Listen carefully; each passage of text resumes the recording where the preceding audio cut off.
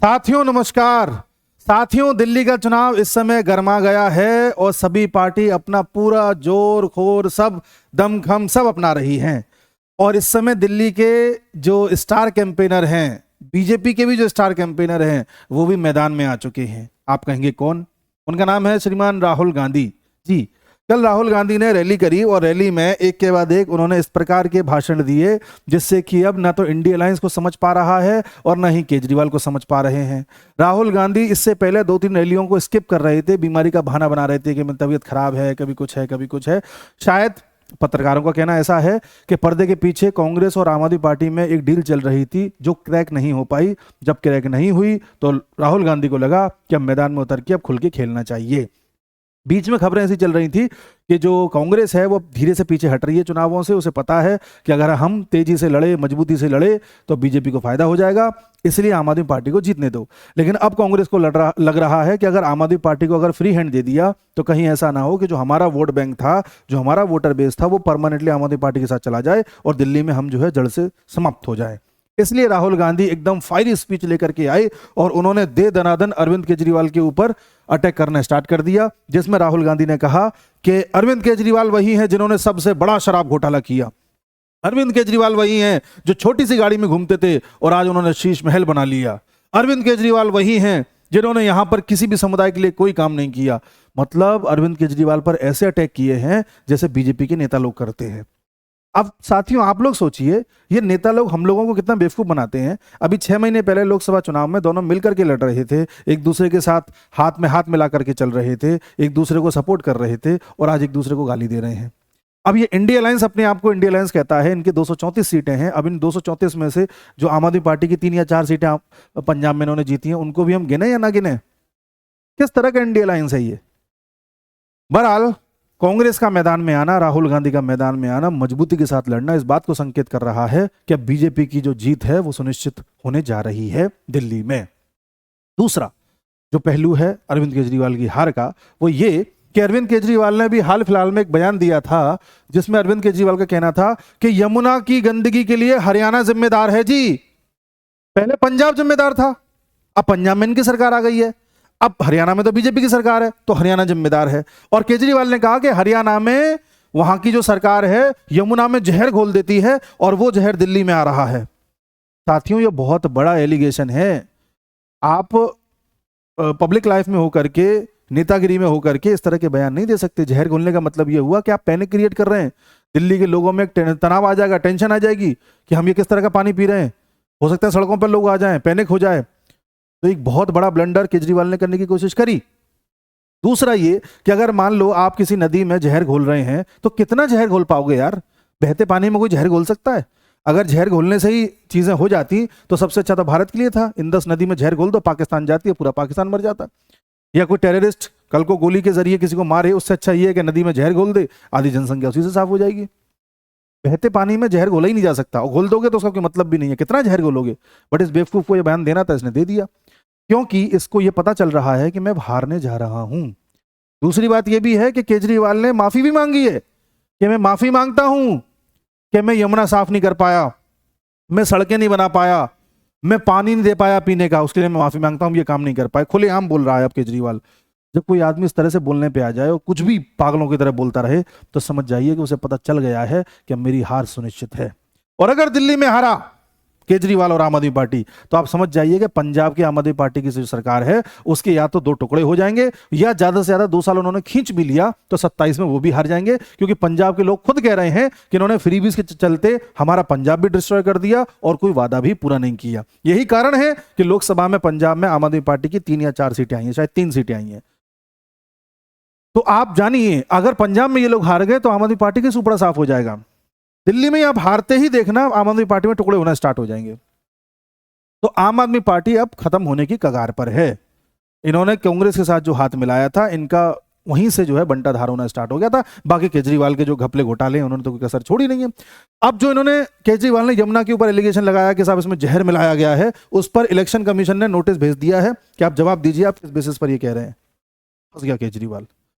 तो ये दूसरा वो प्रूफ है जो ये बताता है कि आम आदमी पार्टी हार रही है। पहला मैंने आपको बताया राहुल गांधी आ गए हैं, दूसरा मैंने बताया कि केजरीवाल के उल्टे सीधे बयान है, और तीसरा प्रूफ है आम आदमी पार्टी के हारने का, वो है अमित शाह का मैदान में उतरना। अमित शाह ने 3-4 दिन पहले एक प्रेस कॉन्फ्रेंस करी, उसमें बीजेपी का तीसरा मैनिफेस्टो जो है, मैनिफेस्टो का जो तीसरा पार्ट है उसे लॉन्च किया और बताया कि किस तरह से हम दिल्ली में गवर्नेंस को करेंगे।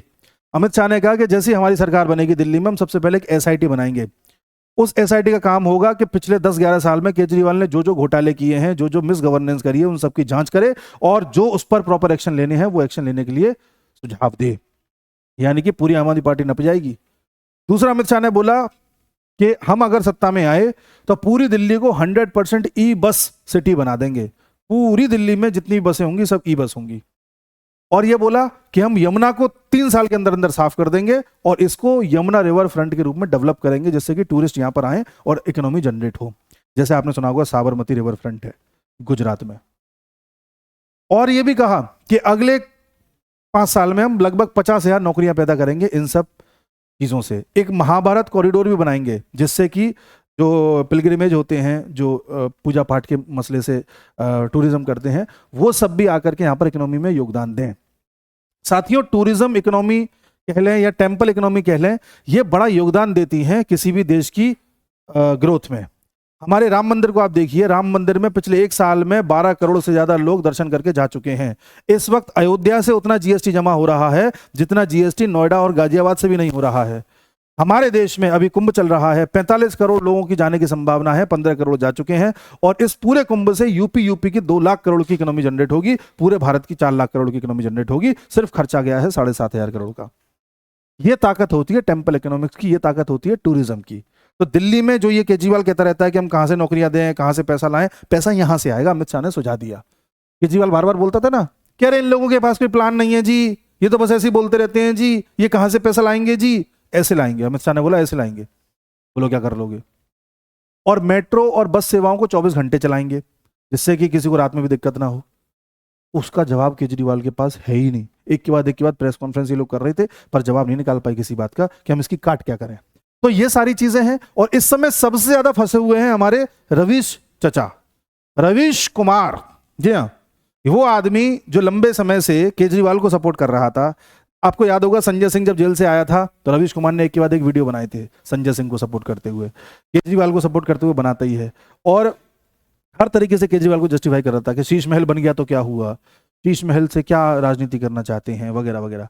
अब जब राहुल गांधी ने खुद शीश महल को टारगेट किया है तो अब रवीश कुमार क्या करेंगे? अगर इन्होंने अब रवीश कुमार ने अगर केजरीवाल का पक्ष लिया तो राहुल गांधी रूठे, राहुल गांधी का पक्ष लिया तो केजरीवाल रूठा और बीजेपी को फायदा हुआ। रवीश कुमार फंस चुके हैं जी। ये जो जितना भी वामपंथी मीडिया था जो सिर्फ बीजेपी को हराने के लिए केजरीवाल के पीछे खड़ा हुआ था क्योंकि उसको लगता था कि केजरीवाल जीत रहा है, वैसे ये वामपंथी मीडिया कांग्रेस का एक तरीके से पीछे लगा रहता है, उसके टुकड़ों पे पलता है। तो अब जो वामपंथी मीडिया केजरीवाल के पीछे खड़ा था उसे ये समझ में नहीं आ रहा कि जब कांग्रेस भी केजरीवाल के अपोज में आके खड़ी हो गई है तो हम कांग्रेस का साथ दें कि केजरीवाल का साथ दें। अगर केजरीवाल का साथ दिया तो पिताजी रूठे और पिताजी का साथ दिया तो बीजेपी जीती। करें तो करें क्या? इसलिए आजकल ये जो चचा है ज्यादा वीडियो नहीं बना रहे केजरीवाल के ऊपर, फंस गए अभी। इसलिए आजकल ये किस पर वीडियो बना रहे हैं? इंटरनेशनल रिलेशंस पर। देखो दिल्ली पर उन्होंने ये बनाया था, अडानी के पीछे ये पड़े हुए हैं, कुंभ के पीछे पड़े हुए हैं ये कि कुंभ से कुछ नहीं होता, चीन जैसी इकोनॉमी बनाइए। ट्रम्प ट्रम्प ट्रम्प ट्रम्प कर रहे हैं क्योंकि इन्हें पता है कि ज्यादा मैंने दिल्ली दिल्ली किया तो मैं खुद फंस जाऊंगा और जो फंडिंग आती है वो रुक जाएगी। तो बड़ा मजेदार इस समय हो चुका है पूरा का पूरा चुनाव और सबसे ज्यादा स्थिति खराब है केजरीवाल की। साथियों उससे ज्यादा एक बड़ा गंभीर मसला है जो मुझे आपसे डिस्कस करना है। अभी एक वीडियो देखा था मैंने इंस्टाग्राम पे किसी चैनल पर, उसमें एक पत्रकार हैं या सोशल मीडिया इन्फ्लुएंसर हैं, वो दिल्ली की एक ऐसी जगह पे गई जिसे दिल्ली की डेयरी कहा जाता है। दिल्ली का सबसे बड़ा जो डेयरी है, सबसे ज़्यादा गाय भैंस जहाँ रहती हैं गाजीपुर में, वहाँ गई। वहाँ उन्होंने जाके रिकॉर्डिंग करना स्टार्ट करी तो उनके कैमरे को लेकर के छीन लिया गया, उनके साथ मारपीट करने की कोशिश करी गई, उनके कैमरामैन के साथ बर्बरता करने की कोशिश करी गई और जैसे तैसे वो लोग वहाँ से जान छुड़ा के भागे। फिर उन्होंने पता लगाया सारी चीज़ें तो पता चला कि इस डेयरी के ऊपर केसेस चल रहे हैं कई सारे। और उस डेयरी में पता है क्या होता है? उस गाय भैंसों के पूरे तबेले में वहाँ पर इनको मारा जाता है जी। आपको तो पता ही है गाय को मार के लोग करते क्या है। मैं आपको फोटो दिखा रहा हूँ बकायदा, ऐसा नहीं है। गाय भैंसों को कूड़ा खाने के लिए छोड़ दिया जाता है, ये पॉलीथीन वगैरह कचरा वगैरह खाने के लिए छोड़ दिया जाता है। या तो ये खा के मर जाएं, या गोबर के बड़े बड़े इनके टैंक्स टाइप के होते हैं, गड्ढे टाइप के होते हैं गोबर से भरे हुए, उसमें इनको डाल दिया जाता है और ये मर जाती हैं। फिर उसके बाद आपको पता है ये लोग क्या करते हैं। ये वहाँ पर लंबे समय से हो रहा है, और जो वहाँ पर कवर करने जाता है, वीडियो बनाने जाता है, तो उसके साथ ऐसे मारपीट करके उसे भगा दिया जाता है। मेरा जो सुझाव है, ये भी एक मुद्दा दिल्ली में बनना चाहिए। इलेक्शन सिर पे आ चुका है, लेकिन इस मुद्दे को भी उठाया जाना चाहिए। हमारे देश के कई कोनों में इस तरह से बर्बरता की जा रही है और कोई इस पर ध्यान नहीं दे रहा, सिवाय यूपी के। हो सकता है और जगह पे भी हो रहा, ध्यान दिया जा रहा हो, लेकिन कई जगहों पर आज भी बर्बरता हो रही है। ऐसा माना जा रहा है कि आने वाले समय में जो संत समाज है, जो भी कुंभ में है, वो डिमांड करेंगे कि गाय को नेशनल एनिमल बनाया जाए, या कोई सम्मानित पदवी गाय को दी जाए, गाय के लिए नियम कायदे कानून बनाए जाए। मगर दिल्ली में जो भी हाल है, ये भी एक मुद्दा बनना चाहिए कि किस तरह से एक खुला कत्ल खाना इन्होंने खोल रखा है, और गाय भैंस के साथ इस तरह से बर्बरता की जा रही है। तो ये पूरा मैं डिस्कस करना चाहता था। मुझे आइडिया था कि आपको ये बताना ज़रूरी है। देखिए, मैं पूरा आपको वो दिखा रहा हूँ कि गाज़ीपुर की ही फ़ोटोज़ हैं। आप जा कर के इस पर सर्च कर सकते हैं, उस पर गूगल पर जा कर के, और आपको पता चल जाएगा कि किस तरह से यहाँ पर चीज़ें करी जा रही हैं। बहुत बुरी स्थिति इन लोगों ने कर रखी है, और ये केजरीवाल तो इतना बड़ा, मतलब एक बहुत बड़ा अभिशाप है हमारी राजनीति के ऊपर। आप लोगों में से जितने भी दिल्ली के लोग हैं, या आपकी जानकारी के दिल्ली के लोग हैं, उनसे प्लीज़ कहना कि इस बार कांग्रेस को जिता देना, किसी को भी जिता देना, कोई मतलब नहीं है, पर इस इंसान को हरा दो, क्योंकि ये बहुत बड़ी दीमक है जो हमारे देश को अंदर अंदर खोखला कर रहा है। ये झूठा नंबर 1 है, डेली झूठ बोलता है, मासूम सी शकल बना लेगा, फ्रीबीज के नाम पर देश को अंदर अंदर खोखला कर रहा है, और इस तरह से चीज़ें हो रही हैं जिसका कोई सॉल्यूशन ये नहीं दिखा पा रहा। इतनी मेरी आपसे विनती है। जय हिंद।